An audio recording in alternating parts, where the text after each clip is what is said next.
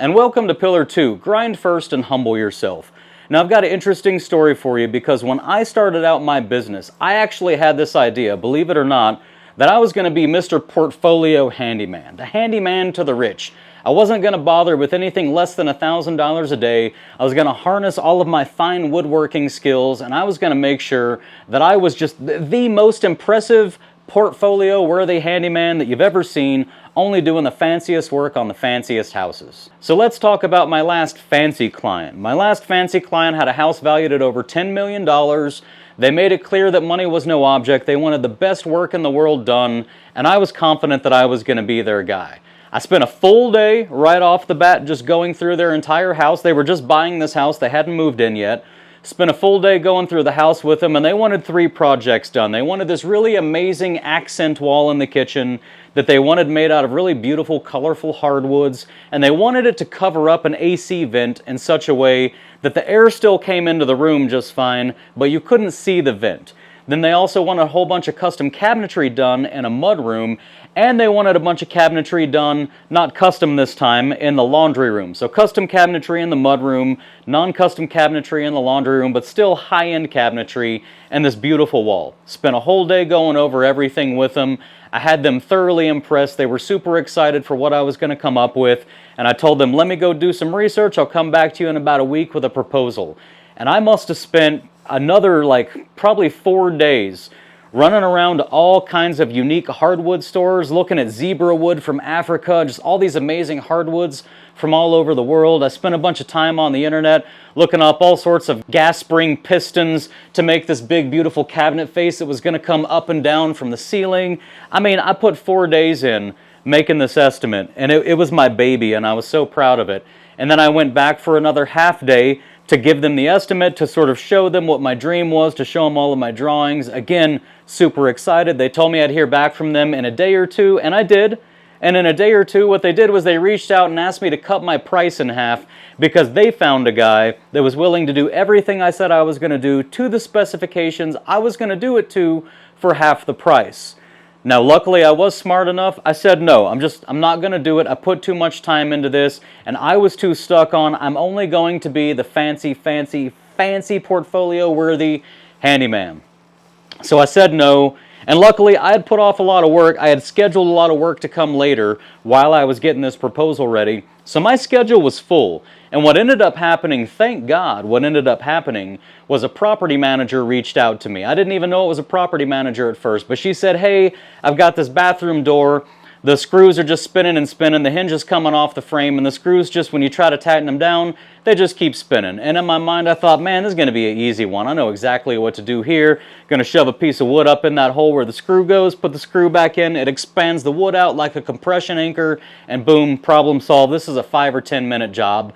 But I was busy, and I said, well, actually, I do have this $80 trip fee.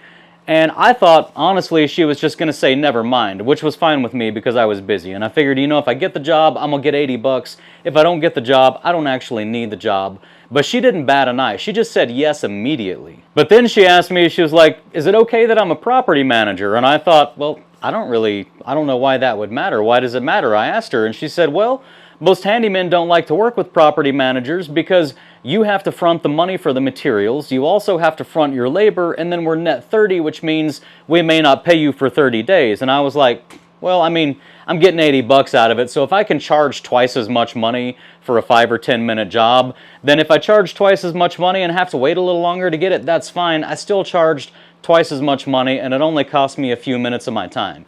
So I went and did the job, and then she asked me if I could do some more jobs, and that got the gears rolling because I'm sitting here going, okay, my middle income clients are not happy with a $50 trip fee.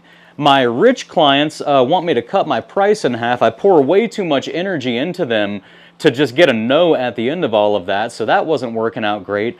But I looked at this $80 trip fee and I went, man, if I could charge twice as much money and just do more of the boring, quick, easy work while charging twice as much money, I could roll that money back into more materials, do more of the work, roll that money back into more materials, charge twice as much for that work, and ultimately have a nice big fat bank account built up with all of this materials money, go around charging twice as much, not doing anything portfolio worthy, but the key is charging twice as much, because I had found an industry where a lot of handymen refuse to work in that industry for the bad reputation it has. And don't get me wrong, it has earned that bad reputation, but it is a bad reputation. And I realized, man, if I can humble myself and stop doing all this portfolio work and stop dealing with all these rich people, I could get a consistent stream of quality work that I can charge a quality price for, and I could start building a business off of this, and I could really provide for my family in the long run with this kind of business. And so I set about that task. And as you might have noticed if you watched the video for pillar number 1, the very next thing I did was I started contacting more property managers and offering the same services but at a higher trip fee. And I ultimately found out within just a few months that I could get all the way up to a $125 trip fee, at least here locally in Tucson. That seemed to be the ceiling that I started receiving the pushback at, but there was plenty of property managers willing to pay me a $125 trip fee to go do some of the most easiest work that you can imagine in the world. Stuff that any homeowner would have scoffed at me trying to charge $125 for. But to the property manager, whom I later realized was not really hiring me for my ability to fix things, but instead was hiring for my ability to make problems go away, to fix problems. I found out what I was really providing was the logistics of juggling multiple jobs all at the same time and charging a premium for the juggling of those jobs and for taking those jobs off of that property manager's plate. She can check them off on her checklist and move on to the next task. So that's what I did. I set about that task, and I quickly found out that I could keep myself busy 7 days a week, all day long, every day, with all of these little teeny tiny jobs, charging $125 each, and honestly making way more money on, let's say, a monthly basis than I could have with the rich guys. The rich guys were willing to pay $1,000 a day, but I couldn't stay employed every single day. Whereas with the property managers, they were willing to pay $125 per job and make those $1,000 days, or I could do a nice consistent 4 to 6 jobs a day and make a nice consistent $500 or $600 or $700 per day, day in, day out, 5 days a week, even 7 days a week, come home and do my admin work on the computer in the evenings, and I could build a really, not just a 6-figure business, but a high 6-figure and even a multiple 6-figure business just by humbling myself and letting go of this idea that I was going to be the special portfolio-worthy handyman. And the difference here is I decided to let go of the lifestyle. I realized that what I had been trying to do was not to build a business, but to build a lifestyle, to build pride.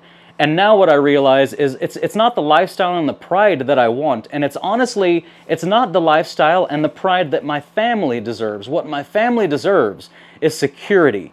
They deserve money in the bank. They deserve good health insurance. They deserve organic food. They deserve the pool that I've put in the backyard. They deserve the vacations that I provide them. And they deserve all of the other things that I, with my 2 hands, as just a handyman, am now able to provide them because I let go of the lifestyle and started focusing on the business. And then now, here's the really great part, guys. You're not going to believe this, but what you're going to find is as you take on these simple, non-portfolio jobs, you're fixing the same toilets, you're installing the same doorknobs, fixing the same door stoppers, the same toilet paper holders and towel racks in the bathrooms. You keep doing the same work, and it's the boring work. Nobody's impressed by it. It's just dirty, hard, grinding work that puts money in the bank. And what you're going to find is that after some amount of time, because of your reliability, because of the trust that you've built up, they're going to start wanting to send those higher, fancier, special jobs only to you because they trust you, and they trust that if you can do all these other things, if you can do 150 different types of handyman tasks reliably, correctly, on time, like a professional, at a fair price, over and over and over again, year in and year out, you're going to be the only guy they want to start working on the fancy stuff. So now, as an example, when my company gets estimates for paint, it's never for a cheap property and it's never for a cheap client. They have their cheap painters already set aside for that. They've got dollar a square foot painters all day long, every day here in Tucson.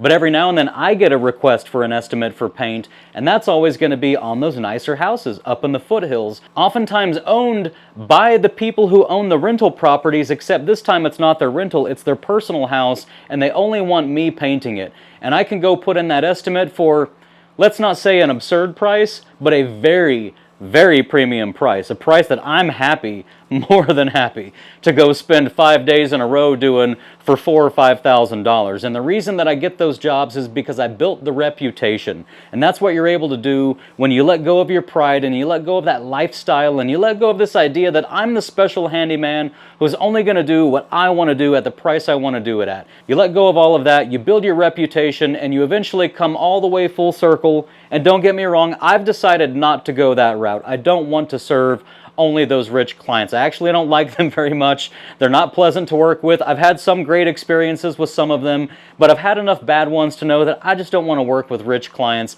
I really like where I'm at. I like the way I run my business. I like the routineness of it. I like the fact that I can systematize it, which is going to be another pillar we're going to jump into. And I like the fact that this type of business allows me to run this YouTube channel where I get to pass on all of this valuable information to you guys. So I haven't made the transition over to the rich clients, but this actually is a pathway into that if you choose to make it so. So that's pillar number 2, guys, is just let go of that pride and start focusing on what makes an actual business, what puts money in the bank, what provides your family with security. That is pillar number 2. So with all that being said, I love you guys. I hope you're out there killing it, and I'll see you at pillar number 3.